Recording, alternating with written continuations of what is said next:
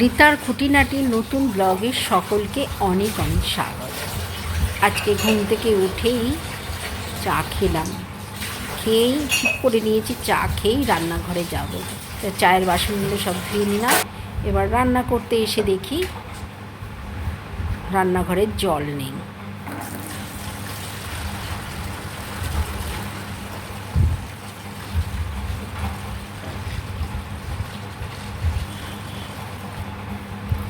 সকলে বলে বাঙাল বাড়ির মেয়েরা খুব পরিশ্রমী হয়। প্রথমে বিশ্বাস করতাম না, ভাবতাম যে ওপরে তোলার জন্য বা গাছে তোলার জন্য এই ধরনের কথা বলে। এখন নিজে বুঝতে পারি সত্যিই তাই। জুতো সেলাই করা থেকে চণ্ডীপাঠ পর্যন্ত সবই পারে। জল ভরে নিয়ে এসে দেখলাম ভাতটা হয়ে গেছে, তো ভাতটা নামিয়ে ফেললাম। এবার তারই ফাঁকে ফাঁকে একটু সবজিগুলো কাটছি, কারণ একা হাতে সমস্ত করতে হয়। তো রান্না বসিয়ে দিয়েই সবজি কেটে নিই। আমি প্রত্যেক দিনই তাই করি। আজকে বিশেষ রান্না করব না, কালকে রাতের অনেক রান্না আছে।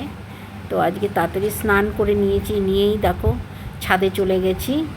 তো ছাদে গিয়ে একটা কাণ্ড হলো, সমস্ত জামা কাপড় মেলে দিয়েছি, হঠাৎ দেখি দড়িটা ছিঁড়ে পড়ে গেল।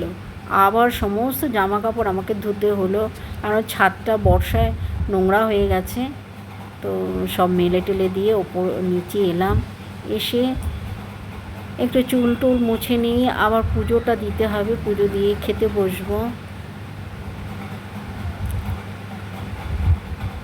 অনেক দিন পর মাথায় আজকে শ্যাম্পু করলাম। প্রচুর কাঁচা ছিল, সেগুলো কাঁচা ধোয়া করে শ্যাম্পু করে বেরোলাম।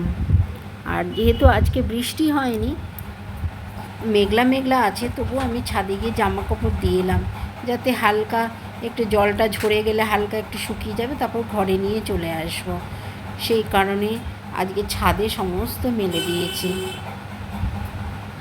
এবার একটু পুজোটা দিয়েই খেয়ে নেব।